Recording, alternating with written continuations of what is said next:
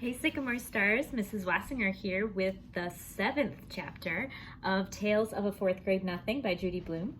We are flying right along in this book. We've got chapter 7, 8, 9, and 10. So after I read this one today, we'll have 3 more, which is about how many days we have left of school this week / this year. Oh my goodness. So in chapter 6 was about Fudge and his brother Peter going shoe shopping, and of course Peter was very embarrassed by his little brother, whom he calls Fang. This one though, in chapter 7, it's called the Flying Train Committee. All right, here we go. In January, our class started a project on the city. Mrs. Haver, our teacher, divided us up into committees by where we live. That way we could work at home. My committee was me, Jimmy Fargo, and Sheila. Our topic was transportation. We decided to make my apartment the meeting place because I'm the only one of us 3 who's got his own bedroom. In a few weeks, each committee has to hand in a booklet, a poster, and be ready to give an oral report. They have to give a report out loud. The first day we got together after school, we bought a yellow poster board. Jimmy wanted a blue one, but Sheila talked him out of it. Yellow's a much brighter color, she explained. Everything will show up on it. Blue's too dull. Sheila thinks she's smarter than me and Jimmy put together just because she's a girl. So right away she told us she would be in charge of our booklet and me and Jimmy could do most of the poster. As long as we check with her first to make sure she likes our ideas. We agreed since Sheila promised to do 10 pages of written work and we would only do 5. After we bought the yellow poster board, we went to the library. We took out 7 books on transportation. We wanted to learn all we could about speed, traffic congestion, and pollution. We arranged to meet on Tuesday and Thursday afternoons for the next 2 weeks. This is a big project, isn't it? Our first few committee meetings turned out like this. We got to my place by 3:30, had a snack, then played with dribble for another half hour. Sheila gave up on cooties when Fudge lost his front teeth, but it still isn't much fun to have her hanging around. She's always complaining she got stuck with the worst possible committee, and that me and Jimmy fool more than we work. We only put up with her because we have no choice. Sheila and Jimmy have to be home for supper before 5:30, so at 5 o'clock we start cleaning up. We keep our equipment under my bed in a shoebox. We have a set of magic markers, Elmer's glue, Scotch tape, a really sharp pair of scissors, and a container of silver sparkle. I bet that's glitter, huh? Sheila carries our committee booklet back and forth with her. She doesn't trust us enough to leave it at my house. The poster board fits under my bed along with our supplies. We stack the library books on my desk. The reason I make sure we clean up good is that my mother told me if I left a mess, we'd have to find someplace else to work. By our 3rd meeting, I told Jimmy and Sheila that I'd figured out the solution to New York City's traffic problems. We have to get rid of the traffic, I said. There shouldn't be any cars or buses or taxis allowed in the city. What we really need is a citywide monorail system. That's too expensive, Sheila said. Sounds good, but it's not practical. I disagree, I told Sheila. It's very practical. Besides getting rid of traffic, it'll get rid of air pollution, and it'll get people where they need to go a lot faster. But it's not practical, Peter, Sheila said again. It costs too much. I opened one of my books on transportation and I read Sheila a quote. A monorail system is the hope of the future. I cleared my throat and looked up. We can't just write a report about the monorail system, Sheila said. We'll never be able to fill 20 written pages with that. We can write big, Jimmy suggested. No, Sheila said. I want to get a good grade on this project. Peter, you can write your 5 pages about the monorail system and how it works. Jimmy, you can write your 5 pages about pollution caused by transportation. And I'll write my 10 pages on the history of transportation in the city. And Sheila folded her arms and she smiled. Can I write big? Jimmy asked. I don't care how big you write as long as you put your name on your 5 pages, Sheila said. That's not fair, Jimmy said. This is supposed to be a group project. Why should I have to put my name on my pages? Then don't write big, Sheila shouted. Okay. I'll write so small, Mrs. Haver will need a microscope to see my letters. Very funny, Sheila said. Look, I told both of them, I think all our written work should be in the same handwriting. That's the only fair way. Otherwise, Mrs. Haver will know who did what, and it won't be a group project. Hey, that's a good idea, Jimmy said. Who has the best handwriting here? Me and Jimmy looked at Sheila. Well, I do have a nice even script, Sheila said. But if I'm going to copy over your written work, you'd better give it to me by next Tuesday. Otherwise, I won't have enough time. And you two better get going on your poster. Sheila talked like she was the teacher and we were the kids. Me and Jimmy designed the whole poster ourselves. We used the pros and cons of each kind of transportation, the good things and the bad things about each kind. It was really clever. We divided a chart into land, sea, and air, and we planned an illustration for each, with the airplane done in silver sparkle and the letters done in red and blue magic marker. We got halfway through the lettering that day. We also sketched in the ship, the plane, and the truck. When Sheila saw it, she asked, "Is that supposed to be a train?" "No," I told her, "it's a truck." "It doesn't look like one," she said. "It will when it finished," Jimmy told her. "I hope so, because right now it looks like a flying train," Sheila said. "That's because the ground's not underneath it yet," Jimmy said. "Yeah, see, we gotta make it look like it's on a street.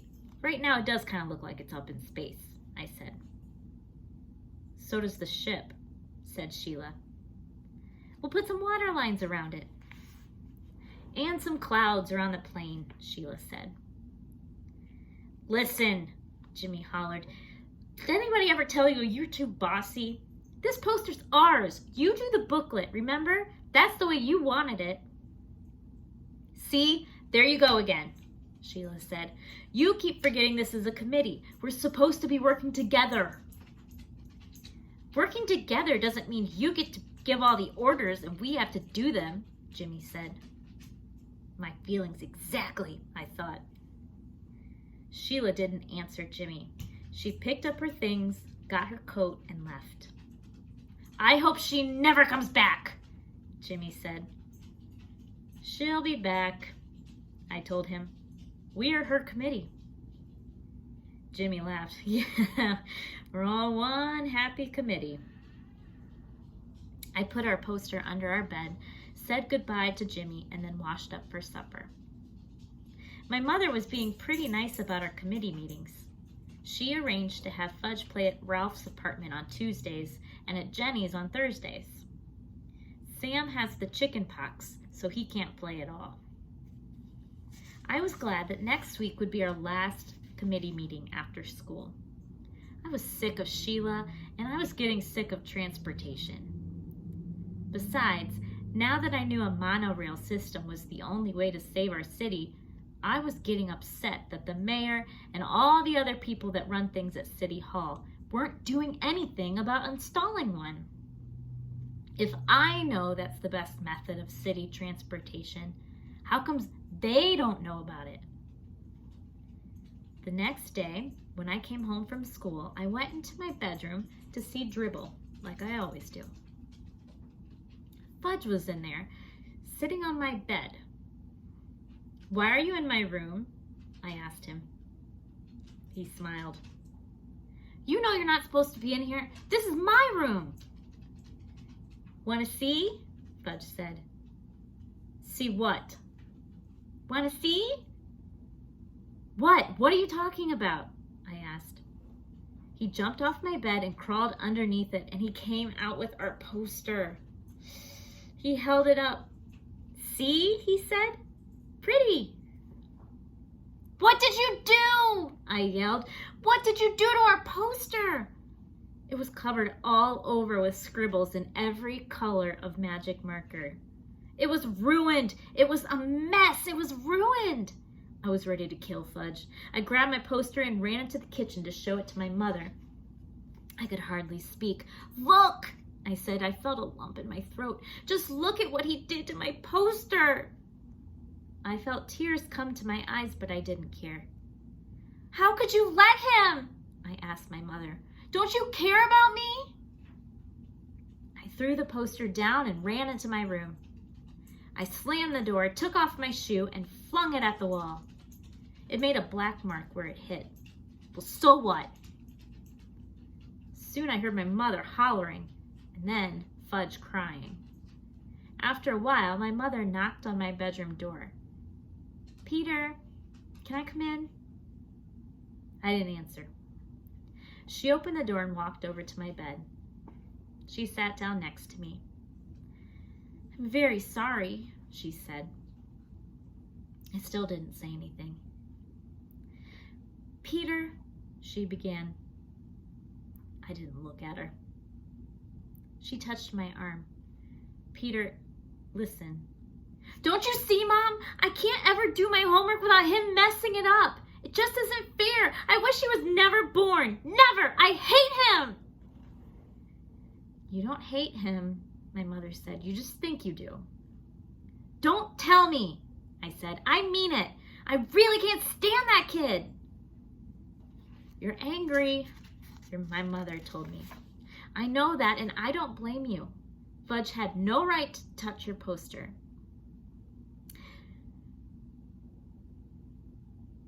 I spanked him, she said. You did? I asked. Fudge never gets spanked. My parents don't believe in spanking. You really spanked him, I said.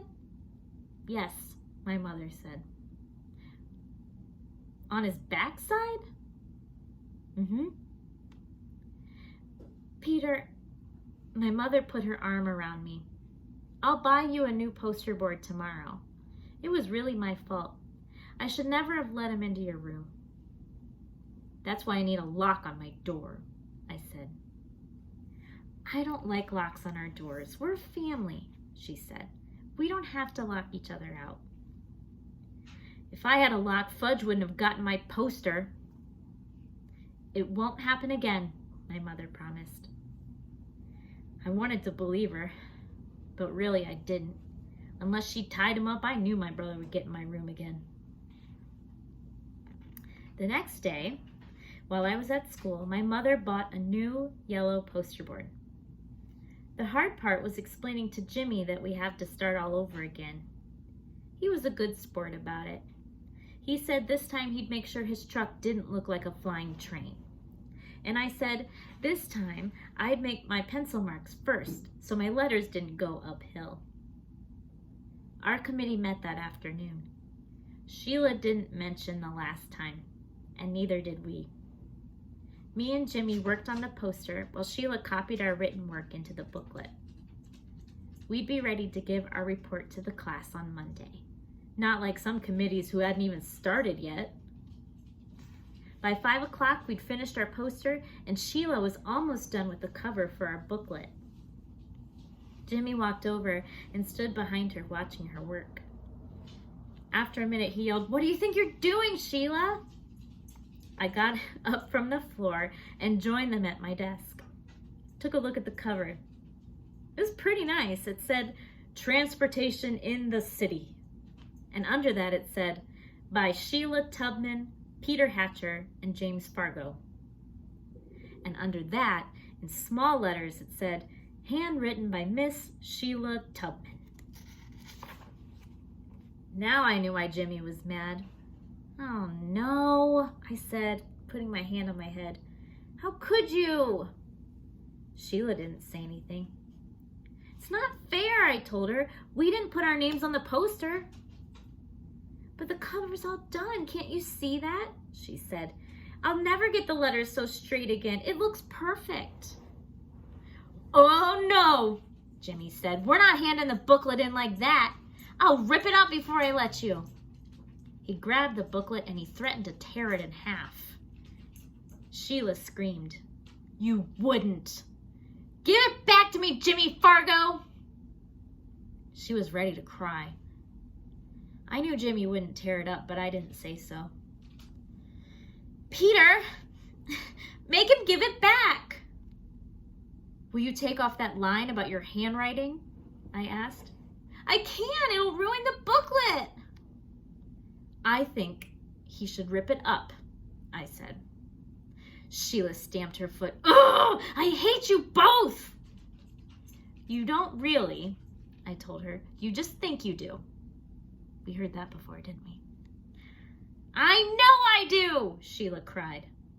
That's because you're angry now, I said. I couldn't help smiling. Sheila jumped up and tried to get the booklet, but Jimmy held it over his head, and he's much taller than Sheila. She had no chance at all. Finally, she sat down and whispered, I give up. You win. I'll take my name off.